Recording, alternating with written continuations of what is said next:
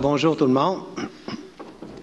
Alors, on a devant nous le procès verbal. Il n'y a personne aujourd'hui à honorer, là. Il n'y a pas de procédure particulière. Donc, le procès verbal, vous l'avez tous reçu. Je demanderai quelqu'un pour proposer, Michel Tremblay et Jacques Fortin. Il y a une petite correction, M. le maire, oubliez-la pas. Non. Dans le procès verbal. Ah, procès verbal. Okay. Pas l'ordre du jour, pas rendu là. Alors, oui, dans le procès verbal de la séance ordinaire du 3 juillet, ça c'est le numéro 1, il y a une correction, c'est que Marc Beaulieu avait été proposé pour être sur le conseil d'administration de l'Ombudsman, puis il ne peut pas. Je pensais qu'il avait été consulté, mais il ne l'avait pas été. Alors, c'est une correction, on va enlever Marc Beaulieu. Ouais. C'est le numéro 195. Les avis de motion. Alors, on a beaucoup d'avis de motion. On a d'abord un premier avis de motion. C'est un petit peu particulier. On n'en discutera pas aujourd'hui parce que ce n'est pas l'adoption, mais c'est concernant les matières résiduelles. On a un phénomène nouveau. Il y en a qui vont... Ça dérange aussi, là. Ils vont dans les poubelles, dans les commerces, puis ils vident la poubelle, puis ils fouillent, puis ça cause vraiment des problèmes. Il faut aller nettoyer. Alors là, il y a des amendes qui vont être chargées. En fait, il y en avait une amende. À ma connaissance, il n'y a personne qui l'a déjà payé, là, mais il y en avait une, c'était 500 $. C'était un peu exagéré, là. Alors, on passe de 500, on ramène ça à 200. Et pour ce qui est dans le commercial, là, c'était 3 000 $. Ça aussi, c'est exagéré. En fait, on ne s'en occupait pas parce qu'il n'y a jamais personne qui l'a payé, là, mais comme ça prend de l'ampleur, passe de 3 000 à 1 000 $ dans le domaine commercial. Il y en a qui vont dans des commerces vides, tout ça, puis ils passent la nuit à jouer là-dedans. Alors là, s'ils le font, c'est l'avis de motion. Ça faudrait quelqu'un, Luc Blackburn, donne l'avis de motion. 3.2, c'est le programme de revitalisation de centre-ville de Bagotville. Alors ici, ce qu'on va faire, c'est qu'on va ajouter des logements seulement s'il y a 9 logements et plus, et si c'est un site patrimonial. La subvention, dans un tel cas, elle peut aller jusqu'à 50 % et ça peut aller jusqu'à 100 000 $. C'est les marges de manœuvre. Alors, c'est Mme Gauthier qui donne l'avis de motion. 3.3. C'est une demande d'aide financière visant la mise aux normes des établissements de restauration du centre-ville de Chicoutimi. Alors ça aussi, ça vise la mise aux normes, 50 % maximum, 100 000 $ aussi maximum. On vise aussi la sécurité incendie dans ces cas-là. On sait qu'il y a beaucoup de restaurants à Chicoutimi et qu'on a des problèmes avec ça. Et on rajoute la décontamination, la démolition et la construction. Mais ça ne peut pas dépasser 100 000 $. Alors, c'est donné par Jacques Fortin. 3.4 et 3.5, on les fait ensemble. Alors, c'est pour le programme de rénovation résidentielle Saguenay. Là, il faut faire attention parce que ça devient mêlant. Il y en a 2 programmes de même. Celui-là, c'est celui de 1 500 000 $. Alors, on rajoute quelques parcs de maisons mobiles, vous les avez dans votre affaire, et c'est 25 % maximum, et la subvention maximum, c'est 50 000 $. C'est de 12 500 à 50 000 $. Alors, c'est Mme Gaudreault. On est rendu à 3.6. 3.6, c'est un règlement d'emprunt de 7 350 000 $. C'est ça. Donc, 3 400 000 $, c'est pour la rénovation de la bâtisse principale d'Hydro-Jonquière, parce qu'elle ne répond plus aux normes, là, cette bâtisse-là. C'est une de nos plus vieilles à la ville. Alors, il faut la réparer. Puis, un 3,6 millions, ça, c'est... on savait que je pense... Je n'ai pas vraiment consulté le conseil, mais d'après moi, on serait contre ça. Mais on n'a pas le choix, c'est la loi. 3,6 millions, c'est pour l'acquisition de compteurs d'eau, la loi que le gouvernement provincial a passée. Alors, c'est des compteurs d'eau pour le commercial. Ils veulent également qu'on installe dans 300 résidences. Mais attention, il n'y a pas de tarification. C'est gratuit, mais ils veulent qu'on contrôle, puis dans tous les bâtiments de la ville. Ils veulent savoir quelle est la consommation d'eau par bâtisse. À Saguenay, on n'a pas de problème de consommation d'eau, mais on n'a pas le choix de faire de répondre à cette loi-là. C'est provincial de toutes les villes. Monsieur Côté. Oui, on va en parler au prochain conseil. Mais je vous le dis tout de suite, là, on ne pourra pas passer à côté, mais on pourra en parler. Parce que moi-même, j'en ai déjà parlé, j'étais contre ça. On n'a pas besoin de ça, les compteurs d'eau. Dans le domaine commercial, oui. Dans le domaine commercial, quand on a des gros commerces, des industries, mais dans le domaine résidentiel, puis dans le domaine agricole, je me souviens qu'on avait eu une bataille assez intense de ce côté-là. Moi, j'étais contre ça, parce que c'est vrai que les fermes, ils consomment énormément d'eau, mais si on veut tuer nos fermes, c'est facile, on a juste à les taxer comme ça, puis ça finira plus. Là, ils en ont besoin, c'est comme ça que ça marche. Monsieur le maire, ça touche plus particulièrement les ICI, hein, les institutions, les commerces. C'est ça, c'est pas les maisons. Oui, il y a 300 résidences aussi. 300 seulement, OK. Oui, 300 résidences. 300, okay. C'est le nombre minimum que le gouvernement... Mais 3 600 000, c'est majoritairement pour l'industrie, les commerces, puis les institutions. OK. C'est ça. 3,7... Monsieur le maire, oui. c'est moi. Les 300 résidences, c'est où? Ça va être où? Tout ça, bon. On le sait pas. Aléatoire. On va choisir 300 résidences. Puis ces 300 résidences-là, il va falloir les suivre pour dire bon, combien ils ont consommé d'eau. Eux autres, ils en veulent 300 pour faire une moyenne. Puis j'imagine que le gouvernement va se faire une tête. À Saguenay, on consomme tant d'eau par résidence, puis à Sherbrooke, puis tout ça. Puis on aurait le droit de les taxer. Ben, en tout cas, le nouveau conseil fera ce qu'il voudra, mais nous, on s'est toujours battus pour pas taxer. Parce que moi, ce que j'ai remarqué du gouvernement comme des villes, c'est que quand on additionne une taxe, hein, comme ça, on n'enlève jamais une autre. Tu sais, des fois, ils disent consommateur-payeur. Bien, consommateur-payeur, ça pourrait avoir du bon sens si tu enlèves l'autre taxe, si tu en enlèves une. Mais c'est toujours plus. Alors là, c'était pas notre marque de commerce ben Saguenay, puis je pense pas que c'est le désir du conseil d'en arriver à ça. Là, il y a le programme de complémentaire de retraite des pompiers et policiers, des cols bleus, des cols blancs. Il y a des cols blancs qui n'ont moins besoin matin, là. Mais il reste que ça fait quand même partie de la loi. Je les ai rencontrés en passant, là, puis ils sont de bonne humeur, mon ami. Puis je pensais que ça ne travaillerait pas aujourd'hui, mais ça, tout le monde est à l'ouvrage. Puis ça va très bien. Ils m'ont demandé une faveur, c'est d'avoir une journée pour aller monter à Québec ensemble, pour aller chercher leurs affaires, mais à leurs frais, puis pas payés, évidemment. Parce que là, ça a l'air que finance, j'ai pas eu de misère à les convaincre qu'ils ne seraient pas payés. Alors, ici, on corrige, en vertu de la... Ça, c'est technique. En vertu de la loi 15, là, on est tenu par la loi. Nous autres, on s'est entendu avec nos employés. Mais il y a des critères, selon la loi, là, qu'il faut adopter dans notre régime. Mais on s'est entendu, donc c'est ça qu'on va faire ici. Alors, 3.7, 3.8, j'ai besoin d'un avis. C'est donné par M. Claude Tremblay. Bon, les adoptions de règlement. 4.1 à 4.10, là... C'est la même chose que tout le temps. À chaque réunion, c'est des ajustements qu'on fait pour répondre aux critères et aux demandes de nos citoyens pour... Ah, OK. C'est pas... Ouais, c'est un drôle de son, ça? Ouais, c'est pas... Ouais. Alors, jusqu'à 4.10, donc ça, vous proposez, et qui... M. Tremblay, second. On est à 4.11. 4.11, ça concerne le déneigement. Alors, ce qu'on dit ici, c'est que là, on a des problèmes, là, on se prépare pour l'hiver. Hein? On a des problèmes de déneigement. Quand la souffleuse passe, là, les gens, ils mettent de la neige, puis quand c'est le contracteur, entre autres, jusque sur le bord de la rue, puis on n'a plus de place. La ville, on a une marge, hein? On a une marge de recul. Alors ici, ce qu'on demande, c'est 3 mètres. Des fois, la marge de recul n'est pas de 3 mètres, mais quand même, dans le règlement, de libérer 3 mètres pour que quand la souffleuse passe, qu'on puisse mettre notre neige là. Autrement dit, essayer de la placer ailleurs. Alors, l'emprise de la ville, c'est à peu près ça tout le temps, 3 mètres. Alors, autrement dit, ne mettez pas votre neige sur l'emprise de la ville. Nous autres, on va la mettre quand on va passer avec la souffleuse. Alors, ça me prend une proposition. Michel Tremblay et M. Hudon. Concernant la tarification, alors ça, c'est 4.12.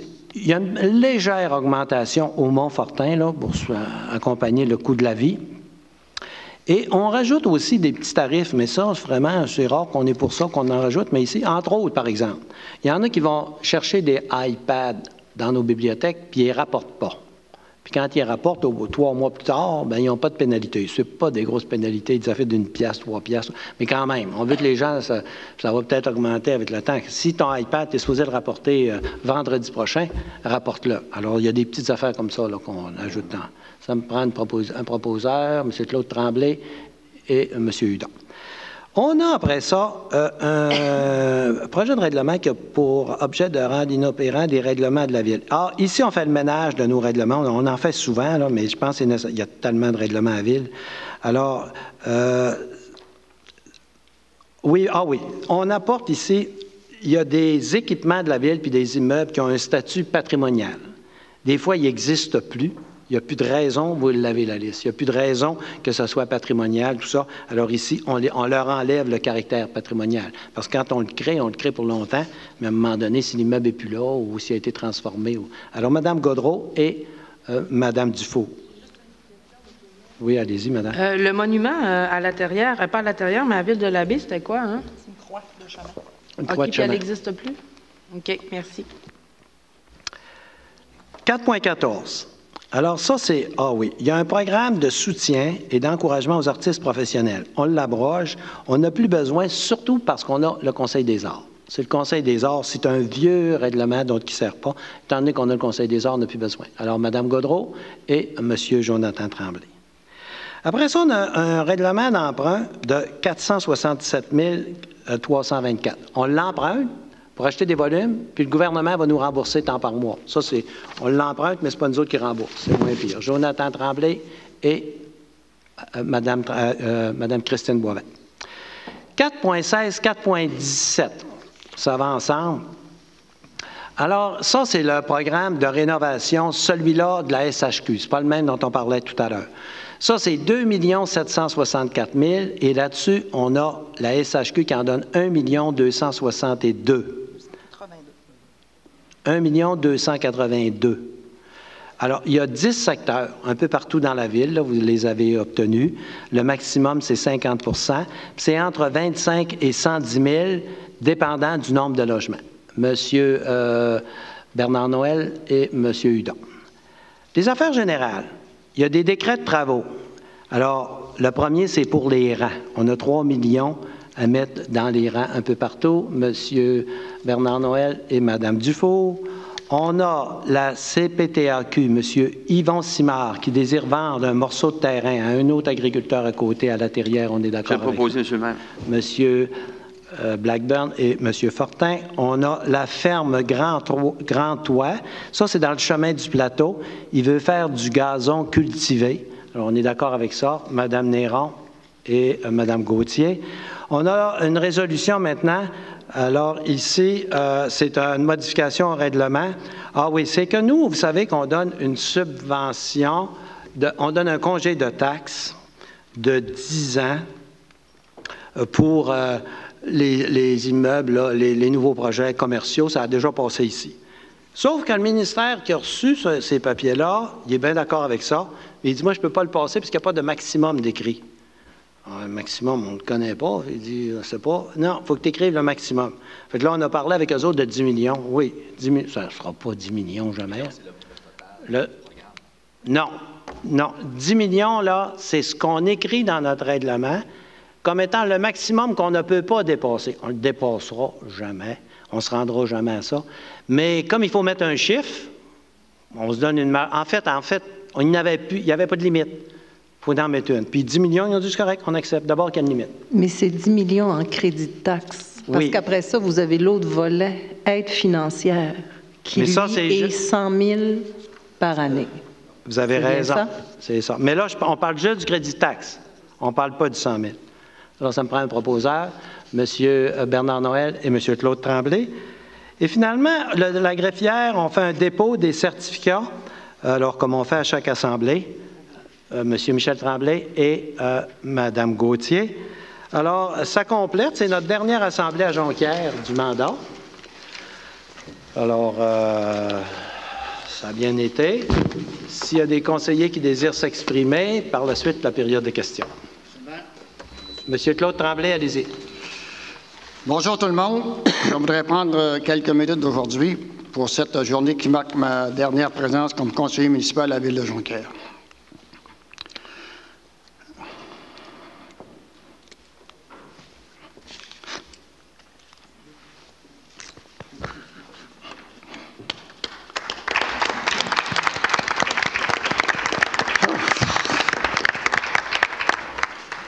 Je m'étais promis de ne pas pleurer. Veux-tu que je fasse le mien, puis après ça, non, c'est correct. En effet, après 26 ans à occuper cette fonction, il est maintenant temps de tirer sa référence. Excusez. Bien que l'exigeant, mon rôle de conseiller m'a toujours comblé, tant d'un point de vue personnel que professionnel. Toutes ces années, j'ai effectivement eu le privilège de côtoyer des gens merveilleux. Excuse-moi. C'est d'ailleurs ces personnes que je tiens à remercier. Excusez-moi seulement. Vous comprendrez que cet exercice très long, mais qui me permet de souligner l'importance de quelqu'un d'entre vous. Premièrement, je remercie mon épouse Colette de m'avoir épaulé pendant toutes ces années. Ensuite, évidemment, mes chers électeurs, d'avoir eu votre confiance pendant 7 mandats.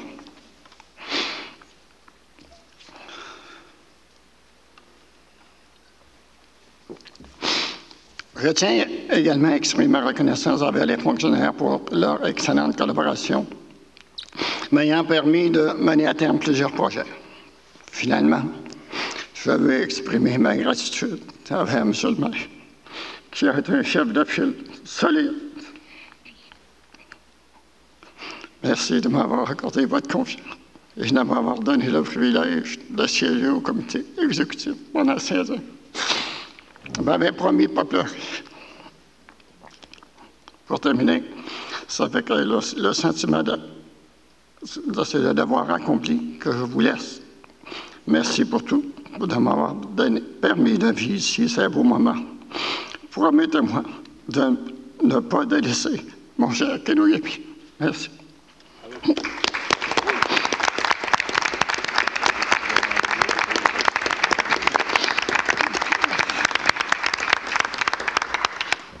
Évidemment, Claude a été un conseiller modèle. Tu as tracé la conduite à plusieurs conseillers. Tu étais un modèle partout. Tu t'es occupé de tes citoyens d'une façon extraordinaire.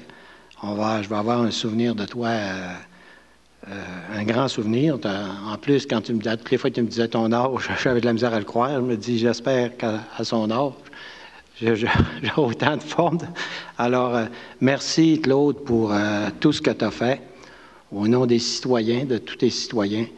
Et je te souhaite d'avoir une belle retraite, une retraite joyeuse. Je sais que tu as des petits-enfants, tu as une femme extraordinaire. Puis je te souhaite beaucoup de bonheur dans ta retraite. Merci. Oui. Si vous permettez, Monsieur le maire, je veux en profiter du fait que c'est le dernier conseil de ville à Jonquière, dans l'arrondissement de Jonquière, pour faire mes adieux aussi à la politique. Vous savez qu'à l'automne, au mois de novembre, je ne me représente plus. Alors, je prends la retraite. Après 18 ans de service auprès de mes citoyens, je voudrais d'abord dire merci, évidemment, comme Claude le fait, là, à mon épouse, à ma famille, qui m'ont permis, là, qui m'ont épaulé tout au long de ces années. Merci aux citoyens qui m'ont fait confiance lors de ces 5 mandats. Je voudrais remercier également tous les bénévoles qui m'ont aidé tout au long de ces campagnes électorales-là, mais aussi lors des différents événements dont j'ai œuvré, là, soit les Jeux du Québec, mais aussi la Coupe des Nations là, pendant 6 ans que j'en ai assumé la présidence. Merci aussi à vous, Monsieur le maire, ainsi qu'à tous les conseils municipaux qui ont défilé au cours de toutes ces années-là. Merci aux fonctionnaires qui m'ont appuyé également dans tous les dossiers à lesquels j'ai œuvré. Et je pense entre autres au Parc Saint-Jean, qui est un des plus beaux parcs au Saguenay-Lac-Saint-Jean.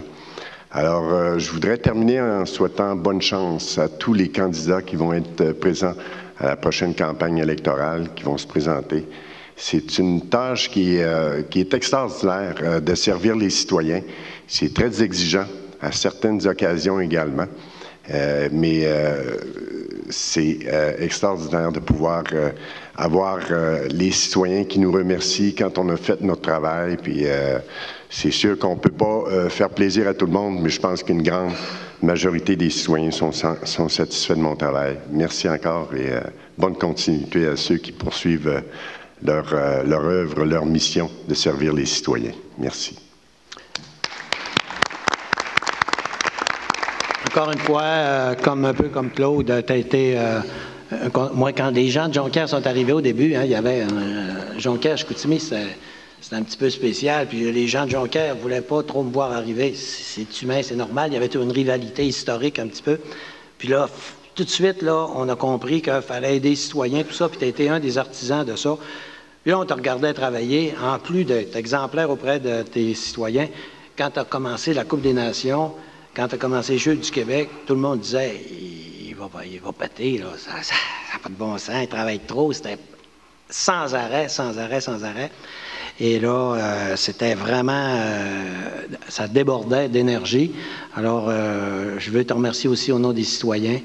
Je pense qu'à Jonquière, vous dites que ça a bien été avec moi, mais moi, je peux vous dire que j'ai été surpris de voir, parce que j'avais un conseil difficile à Chicoutimi. Vous le savez, il y avait beaucoup de conflits puis tout ça. Puis là, après la fusion, je voyais arriver Jean de Jonquière qui était pour Daniel Giguère. C'est normal. Alors là, je les voyais arriver, puis je me disais, oh, là, si j'ai encore le groupe de Chicoutimi puis le groupe de Jonquière, puis là, il fallait que j'unisse ça. C'était une job, là. Il fallait faire en sorte que tous ces syndicats-là puis tout ce monde-là, ça marche. Mais ça a été ma surprise aussi de voir qu'à Jonquière, c'était positif dès le début. Et puis c'est ce qui nous a permis de bâtir une ville, puis d'avoir des taxes plus basses, puis de transformer nos équipements grâce à vous autres. C'est sûr que c'est moi qui en ai le crédit tout le temps, mais c'est pas moi qui fais le job, là. C'est vous autres là, qui êtes là un par un. Je vous dis, fais ça. Chacun part avec son petit bagage, puis il revient. Moi, je trouve que je vais vous le dire, des fois, je trouve que conseiller, c'est ingrat. C'est ingrat un peu, dans le sens que y a beaucoup de travail qui se fait, puis c'est pas toujours mis en évidence comme le maire. Le maire, c'est vrai que s'il fait une erreur, elle est plus grosse, mais il reste que les conseillers, là, c'est inimaginable. Là, rentrer dans la maison, aller régler ça un par un, aller les voir un par un, aller voir tous les citoyens. Moi, je trouve ça exemplaire pour une rémunération qui, globalement, là, et pas, tu sais, on peut dire c'est beaucoup, ça dépend de ce que tu fais. Mais moi, je sais qu'au nombre d'heures que vous faites, ça ressemble plus au salaire minimum, là, parce que vous en faites des heures. Alors, vous deux qui vous êtes exprimés, là, je tiens à dire la satisfaction que j'ai eue de travailler avec vous autres, mais les autres également. Alors, si c'est tout, on va passer... J'aurais deux petits sujets, M. le maire. Oui. D'abord, je voudrais faire des félicitations à un groupe de citoyens de mon quartier. Il y en a qui n'ont pas voulu donner leur nom de famille. Là. Yves, Jean-Marie, Marie-Josée, Tina, Éric, Michel Bergeron, un citoyen de l'Abbé, Robert Dufour, Mario Gagnon, Rémi Dufour, et ma conjointe qui a fait les sandwichs pour toute la fin de semaine qu'on a passé à faire le ménage au belvédère du Parc de la Colline. Ça, je voulais des remerciements que je veux adresser à ces gens-là. Des bénévoles, c'est important. L'autre chose, c'est concernant la station de pompiers. Vous savez que la semaine passée, il y a eu un incendie. On pense que c'est un incendie criminel. Puis, j'ai été surpris de voir qu'au devis de la ville, il n'y avait pas prévu du gardiennage. On a fait faire du gardiennage quand il y a eu les milieux de la colline, parce qu'il y avait eu un incendie criminel avant. Puis, ce que j'ai su, c'est qu'il n'y avait pas de gardiennage qui était prévu. J'ai su aussi par un fournisseur de matériaux qui est venu le lendemain de l'incendie que l'entrepreneur n'entendait pas mettre de gardiennage au Parc de la Colline. Je rappelle que si le feu avait été en pleine nuit, la caserne aurait passé au feu au complet. Puis on aurait perdu 800 000 $ de bois. Puis ça aurait pris au moins 3 mois à recommander tout ça parce que ça vient de Toronto. Moi, ce que je veux proposer au conseil municipal, c'est qu'on force ou on fasse des pressions auprès de l'entrepreneur pour qu'il fournisse du gardiennage la nuit parce que c'est très noir et c'est propice au vandalisme pour la caserne de pompiers. C'est un équipement de 6 millions qu'on va avoir, fait qu'il faudrait le garder, essayer de l'avoir pour l'automne. Vous n'avez pas compris, là, M. Peterson? C'est pas responsabilité de la Ville pantoute. Je sais. Un contracteur... Écoutez-moi, là. Oui, si vous le savez, c'est pas ça que vous avez dit. Quand un contracteur bâtit, c'est sa responsabilité. S'il se fait tout voler, là, c'est lui le pire. Nous autres, c'est pas de nos affaires, ça. Nous autres, on garde nos affaires. Quand il va nous le livrer, là, c'est à nous autres. Là, puis inquiétez-vous pas, il va y avoir des pompiers 24 heures par jour, c'est pas grave. Ah, ça, quand ça va être construit, il n'y a pas de problème. Mais là, pendant la construction, c'est pas nous autres à surveiller ça. S'il se fait voler, c'est lui le pire. Les contracteurs, c'est tout pareil. S'ils vont à une maison, puis ils laissent traîner des matériaux, s'ils se font voler, la maison n'est pas livrée, bien de valeur, mais quand ils en achètent d'autres, puis qu'ils s'arrangent, c'est pas à la ville de payer des gardiens ou de dire au contracteur, engage-toi des gardiens. S'il n'est pas assez vigilant pour aller surveiller ses affaires ou s'il ne veut pas le faire, c'est pas notre problème du tout. Puis s'il y a un feu, c'est lui qui est le pire. Je ne sais pas s'il est assuré, mais on ne commencera pas à mettre des gardiens sur les constructions. On n'est pas responsable de ça, là. Il y a des limites, là. Ça me fait penser un petit peu à packaging l'autre jour, là. Si ça continue de même, on va surveiller toute la ville, là. Non, mais regardez, là, c'est un équipement qui est très important pour la Rive-Nord, là. Ça fait des années qu'on attend après ça. Puis il ne faudrait pas qu'elle passe au feu, et qu'après ça, on soit encore en train d'attendre 3-4 mois. Là. Ça n'a pas de rapport, là. C'est pas parce que... Parce que le message est passé. Oui, le message est passé, mais ça n'a pas de bon sens. C'est pas nous ça autres n'a pas de bon sens quand c'est... Mais pour protéger des acquis... Mais non, c'est pas protéger les acquis des autres. C'est pas nos acquis, ça, nous autres. Là. Le contracteur, il n'est pas fou, là. Il va faire ce qu'il faut. S'il n'est pas assez intelligent, bien, il l'est sûrement. Je ne sais même pas c'est qui le contracteur. Ce que j'ai su, c'est qu'il n'en mettrait pas. Bien, s'il ne veut pas en mettre, c'est lui qui est le pire. Il est assuré, puis sa compagnie d'assurance va exiger qu'il en mette ou qu'il n'en mette pas. Puis, c'est pas notre... Nous autres, il y a l'engagement de nous livrer une bâtisse telle date, dans telles conditions. Puis, à date, dans toutes les constructions que j'ai faites, moi, depuis 20 ans, jamais eu de problème. Ils nous ont toujours livré, puis il n'y a jamais eu un contracteur. Il n'y a jamais eu de feu non plus. Puis, s'il y en a eu, bien, c'est à eux autres. S'ils passent au feu, mais là, il faut arrêter de penser qu'on va tout garder. Il va toujours en avoir un. Je sais qu'au milieu de la colline, là, il y avait du gardiennage, puis il n'y a eu aucun problème. Puis il ne faudrait pas que ça au milieu de la colline, là, c'était notre territoire. On avait déjà des bâtiments qui étaient là, puis c'était à nous autres. Là, c'est pas à nous autres, là. Pas à nous autres, c'est pas livré. Alors, on va passer à la période de questions. Est-ce qu'il y a des citoyens qui désirent poser des questions?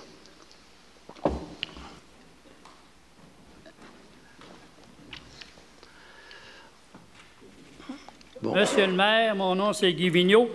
Bonjour, Monsieur Vigneault. Il y a quelque chose qui me frappe aujourd'hui, c'est 4.11. Alors, on sait que l'hiver s'en vient. Est-ce que sur les contrats que vous donnez pour le déneigement l'hiver, les contracteurs ne seraient pas obligés de passer la souffleuse au moins 2 fois dans l'hiver? Une fois au mois de janvier, puis une fois dans le mois de février. Puis il faut qu'il y ait des souffleurs pour avoir des contrats de la ville, parce qu'au lac Kenouagami, c'est de valeur, mais il y a plus de neige qu'ailleurs, je pense. Et il faudrait que les contracteurs auraient des souffleurs qui passeraient au mois de janvier une fois, puis au mois de février une autre fois. Est-ce que ça peut être inclus dans les contrats que vous donnez? On peut inclure ce qu'on veut, mais on va payer la facture. Dans les hivers, il n'y a pas beaucoup de neige. Les hivers, il y en a plus. On va payer la facture. Non, c'est le contracteur qui doit avoir des souffleurs pour dégager. Mais si le contracteur, on exige qu'il y ait des souffleurs. Oui. C'est comme ça que ça marche, les devis. Quand tu y présentes, tu dis, écoute, toi, là, ça te prend 5 souffleurs parce que tu as telle partie. Il va dire, oui, pas de problème. Un souffleur, ça coûte 400 000 $. Je vais additionner ça à ma facture. Et lui, le contracteur, lui, on peut lui demander ce qu'on veut. Mais il fait le prix en conséquence. Ben, je ne reviens pas qu'un contracteur n'a pas au moins un souffleur une fois dans l'hiver, 2 fois dans l'hiver, pas chez nous. On passe, il passe. Mais c'est sûr qu'on n'est pas en Floride. Non, mais... Il y a des hivers qui a plus de neige que prévu. Mais c'est la vie, ça. Ça a toujours été de même, mais ça, à un moment donné, on aimerait que la rue soit dégagée. Des fois, j'en vois là, avant que la neige tombe, mais là, il faut que ça tombe, puis après, on le déneige, puis on le souffle. Puis on s'améliore beaucoup d'année en année. Il y a beaucoup de techniques qu'on prend. Là. Ça, moi, je peux vous dire que dans une période de 20 ans, là, il y a beaucoup d'affaires qu'on a changées pour répondre à des critères, comme vous dites, là, des gens qui me disent « Ouais, OK », puis là, on regardait ça. Mais toujours en essayant de faire des choses qui seraient mieux faites, qui seraient mieux pensées, mais pas nécessairement qui, d'avance, coûteraient beaucoup plus cher. Ça coûterait beaucoup plus cher. C'est comme le ramassage des déchets. Bon, ramasser toutes les semaines, c'est bien mieux qu'aux 15 jours l'hiver. Mais ça coûte beaucoup plus cher. C'est pour ça que les taxes sont basses. C'est parce qu'on fait nos affaires pour que ça aille bas. Mais je pense que chaque contracteur pourra passer une fois au mois de février. Ça passe une fois pas mal. Non, le souffleur, je parle. Ouais, janvier et février. Bien, ça dépend. Si en mois de janvier, il n'y a presque pas de neige, il n'y a pas besoin de passer. Il ne passe pas, mais janvier, il y a de la neige pour une fois, puis février aussi, c'est pour élargir les chemins. Puis il y a plusieurs places au lac Kenegami puis ailleurs. Mais là, les contrats sont pas mal donnés. Vous soumettrez ça au prochain conseil. Ah, OK. Peut-être qu'il va être meilleur. Merci. Peut-être. Ben oui. Normalement, quand il y en arrive un nouveau, ça fait du bien. Bonjour, Monique Morin-Laterrière. Bonjour, Mme Morin. Le mois passé, à Baie, on parlait des feux de circulation. Là, il y en a qui brûlaient rouge. Là. On avait 2 problèmes à l'intérieur. Il y en avait un, là, d'un problème de même que quand on sortait du rang de l'église, puis le feu en face le feu de circulation en face sur la route 170, en face du rang Sainte-Famille, rang de l'église, bien là, le problème est résolu. Là. Il passe presque peu de circulation. L'autoroute est ouverte.